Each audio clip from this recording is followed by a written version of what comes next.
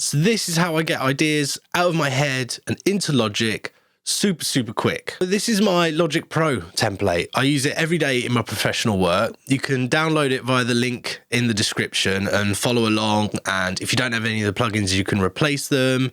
You can just steal bits for your own template, whatever. If I haven't explained something properly in the video and it doesn't quite make sense to you, just leave it in the comments and I'll get back to you. Like and subscribe because there's a new video every week. And after I've done this template series, we're going to do a big series on how to mix amazing guitars. So it opens up like this. We've got Addictive Drums, we've got Modo Bass, and we've got an audio channel with bias amp on it. It's got like an orange amp sim just loaded. That way, if I have an idea, I've got a drum groove that's going to work with most things, and I've got a bass pattern which is just following, like, I think it's just on an E, so I can just move it, put in a chord progression pretty easily, and I can start playing guitar and getting the idea out of my head straight away. And you can see on the output meter, I have a Pro Q, which I basically just use as a frequency analyzer. And then I have a correlation meter. That way, if I'm checking phase and I can't quite hear something or something sounds a bit weird, I can see if nudging things around puts it more in phase or less in phase, right? And then I have tonal balance control. This is fantastic. I just have a load of songs that I like the EQ curve of, and if a band wants a really specific sound, I can get the EQ curve of it and I can use that to inform my decisions. And then we have another Pro Q. This is basically SonarWorks. This is like, I measured my room. This is roughly what the EQ curve said I needed.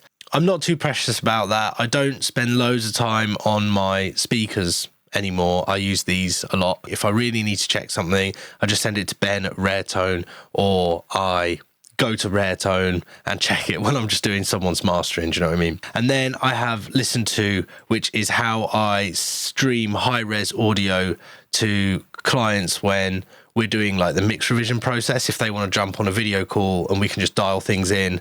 When you're working remotely, it's fun to collaborate and to like feel like you're doing something with people, particularly for my clients. So yeah, that's why that's there. So it's not just these tracks. It's not that simple. If I press the shortcut H, then you're going to see there's absolutely tons of hidden tracks. And that means that if I open it and it looks like this, I can just, it's just so easy for me to start working on something. But if I need to mix something and I need all my bussing and I need all my routing, it's there. It's ready to go. So let's start at the top and work our way down. We have just a load of sweeps and impacts, claps, that kind of thing. Obviously, if I'm working on like hardcore bands or like grungy rock, it doesn't really work. But if it's pop stuff, it really does help.